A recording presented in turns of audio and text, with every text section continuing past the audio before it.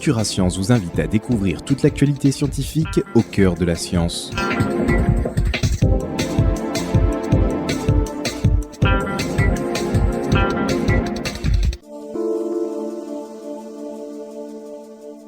Bonjour, voici les actualités du site futurascience.com pour la semaine du 24 au 30 avril. Des protéines d'algues vertes pour restaurer la vue. Les maladies de dégénérescence rétinienne provoquent la mort des cellules photoréceptrices de la rétine. Ceci entraîne une perte totale de la réponse à la lumière et aboutit à la cécité de la personne. Dans un article paru dans le journal Neurone, une équipe de l'école de médecine Wayne State de Détroit, Michigan, a testé la conversion des neurones internes de la rétine en des cellules photosensitives. Leur stratégie a consisté à transmettre l'information lumineuse aux rétines dépourvues de cônes et de bâtonnets, cellules habituellement responsables de la perception de la lumière via l'expression d'une protéine d'algues vertes. Les cellules modifiées encodent le signal lumineux et transmettent l'information au cortex visuel. Puisque les souris sur lesquelles ont eu lieu des expérimentations réagissent à un signal lumineux, on peut considérer que ces dernières ont recouvré une certaine forme de vue. Pour en savoir plus, rendez-vous dans les actualités scientifiques, catégorie vie. Le dinosaure qui venait des abysses de la mer du Nord. En 1997, deux géologues réalisant un forage dans la mer du Nord à la recherche de pétrole extirpèrent des entrailles de la mer un bien étrange objet, une structure circulaire de 4 cm de large, creuse, nichée au cœur de sédiments. Cet échantillon les intriguèrent, mais ils ne parvinrent pas à en déterminer la nature. Découragés, les géologues le laissèrent de côté avant de le soumettre à des étudiants. En 2003, il arriva dans les mains d'un scientifique qui sembla y reconnaître un os de dinosaure, plus précisément un fossile de Plateosaurus retrouvé à 2615 mètres de profondeur. Si le scientifique a reconnu dès le premier coup d'œil, l'identité du propriétaire n'est pas admise par certains de ses collègues paléontologues pour lesquels une étude plus approfondie paraît nécessaire avant de se prononcer. Le Plateosaurus foulait le sol de l'Europe il y a 200 millions d'années. À cette époque, le Groenland et la Norvège étaient reliés par des terres et la mer du Nord n'existait pas encore, ce qui explique qu'on ait trouvé ce fossile dans des profondeurs de cette dernière.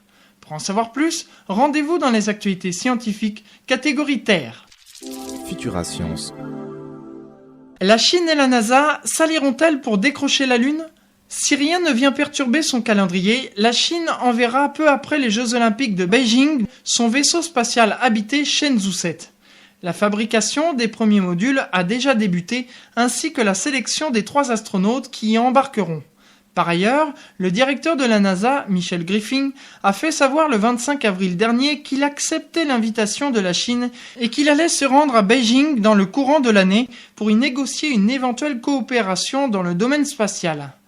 Après la mission Shenzhou 7, devrait commencer le montage d'une petite station orbitale de 20 tonnes, Shenzhou 8, 9 et 10, qui devraient être lancés en 2010 à un mois d'intervalle, se chargeront d'emporter les premiers modules de la station. Concernant la collaboration, la NASA et l'agence spatiale chinoise pourraient étudier ensemble les moyens d'envoyer de nouveaux hommes sur la Lune d'ici 2010. Les États-Unis ont besoin à la fois de bons concurrents et de bons partenaires. Parfois, les deux peuvent se confondre. Il y a 20 ans, qui aurait parié que la Russie deviendrait notre meilleur partenaire concernant la Station spatiale internationale, a fait remarquer le président de la NASA. Pour en savoir plus, rendez-vous dans les actualités scientifiques catégorie Univers. Nous vous conseillons aussi la lecture du dossier Shenzhou, vaisseau spatial habitable de la Chine. Le second sarcophage de Tchernobyl, un projet pharaonique. Elle était la fierté de l'industrie soviétique. Le 26 avril 1986, le réacteur numéro 4 de la centrale de Tchernobyl explosa et libéra dans le ciel un nuage hautement mortel et radioactif. Pendant plusieurs jours, les autorités soviétiques appliquèrent la loi du silence avant de se décider à évacuer près de 130 000 personnes. Dans les 6 mois qui suivirent, un sarcophage de béton fut érigé à la hâte autour du réacteur. Cependant, 20 ans après la catastrophe, ce rempart de fortune présente un risque d'effondrement et menace de libérer des poussières radioactives dans l'environnement proche de la centrale, entraînant une exposition du personnel présent sur le site. C'est pourquoi la construction d'un second sarcophage en forme d'arche devrait commencer l'année prochaine. En attendant le début du chantier, des équipes russes et ukrainiennes s'attellent à stabiliser la structure du sarcophage existant et à consolider le mur ouest, le plus instable, en le renforçant avec des armatures métalliques. La construction de l'arche devrait engloutir près de 800 millions de dollars. Les pays membres du G7, la Commission européenne et l'Ukraine seront les principaux donateurs pour ce projet pharaonique. Mais éviter un second Tchernobyl, ça n'a pas de prix. Pour en savoir plus, rendez-vous dans les actualités scientifiques, catégorie matière. Nous vous conseillons aussi la lecture du dossier Tchernobyl, 17 ans après, quelle réalité ? Futura Science, au cœur de la science. Cameraria, la mineuse du marronnier, poursuit son invasion. En quelques années, la mineuse du marronnier a rapidement progressé en France et en Europe. Ce petit papillon, dont les chenilles dévorent l'intérieur des feuilles de marronnier, provoque un brunissement des feuilles et leur chute précoce.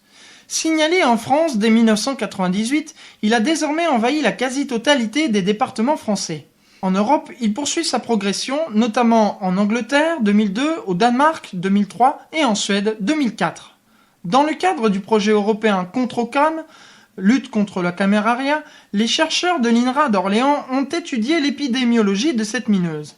Ils évaluent aujourd'hui la dispersion potentielle du papillon grâce à un modèle mathématique établi selon des données collectées en France. Ce modèle a permis de prédire la progression de la mineuse du marronnier au Royaume-Uni jusqu'en 2008. Les méthodes de lutte contre C. horridella restent cependant limitées. Les phéromones utilisés par les femelles pour attirer les mâles ont été identifiées et synthétisées. Elles sont utilisables pour piéger les mâles et suivre la dynamique des populations, mais les essais réalisés ont révélé qu'elles n'étaient pas efficaces pour mener une lutte à grande échelle. L'influence de la présence des feuilles au sol durant la période hivernale sur la croissance des populations a également été confirmée. Il est donc fortement recommandé d'éliminer les feuilles mortes en hiver en les brûlant ou en les compostant à plus de 40 degrés. Enfin, les études réalisées au niveau européen n'ont pas permis de trouver d'ennemis naturels de C. horridella capables de contrer son développement. Les recherches se poursuivent pour identifier l'aire géographique d'origine de la mineuse afin d'y trouver des parasites efficients. Pour en savoir plus, rendez-vous dans les actualités scientifiques, catégorie recherche. Le Bluetooth pour ne plus se perdre dans le métro. Pour un déficient visuel, un touriste étranger ou même une personne de passage à Paris, arpenter les couloirs du métro en quête d'un bon quai ou tout simplement trouver la sortie des souterrains peut rapidement se révéler être un vrai parcours du combattant. C'est pourquoi la RATP expérimente actuellement Blue Haze, un système de guidage des personnes déficientes visuelles. Il se base sur un réseau de balises Bluetooth réparties dans les couloirs du métropolitain qui envoient des indications aux malvoyants via leur téléphone portable. Ce dispositif a été testé au début du mois de mars dans la station Franklin Roosevelt. De chez vous, vous choisissez vos stations de départ et d'arrivée en les tapant sur le clavier de votre téléphone portable. Téléphone sur lequel vous avez pris soin d'installer l'application Blue Haze. S'il est nécessaire de prendre des correspondances, le logiciel vous en informe et vous propose de choisir entre les diverses combinaisons possibles. Une fois votre trajet déterminé, vous vous rendez à la station de départ équipée de votre portable. Dès lors, les balises Bluetooth réparties dans les couloirs vous prennent en charge. Vocalement, via vos oreillettes ou visuellement sous la forme de larges flèches apparaissant sur l'écran, elles vous informent de la présence d'escaliers, vous indiquent quel couloir vous devez emprunter et vous fait même rebrousser chemin si vous vous trompez. Le projet de la RATP n'est pas le premier de ce genre.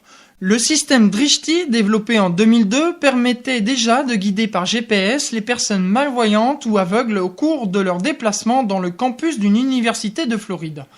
En tout cas, bientôt, vous n'aurez plus d'excuses pour vous perdre dans les couloirs du métro. Pour en savoir plus, rendez-vous dans les actualités scientifiques catégorie high-tech. Futura Science. Les autres faits marquants en bref, une erreur humaine dramatique et rarissime. C'est en ces termes que les hospices civils de Lyon ont accueilli la nouvelle de la mort d'une patiente le 11 mars dernier, consécutivement à une surexposition au rayonnement.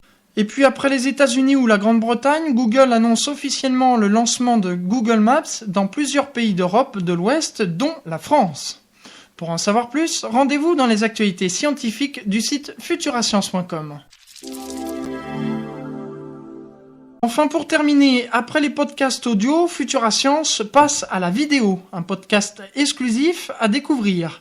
La vague multimédia continue de déferler sur Futura Science et le rythme s'accélère. En effet, Futura Science et Mona Lisa Productions s'associent pour vous proposer chaque mois des vidéos exclusives qui ont nécessité des moyens de production à la pointe de la technologie pour des images inédites et révolutionnaires.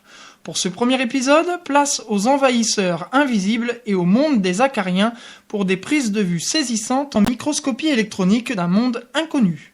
Bonne découverte sur Futura Science.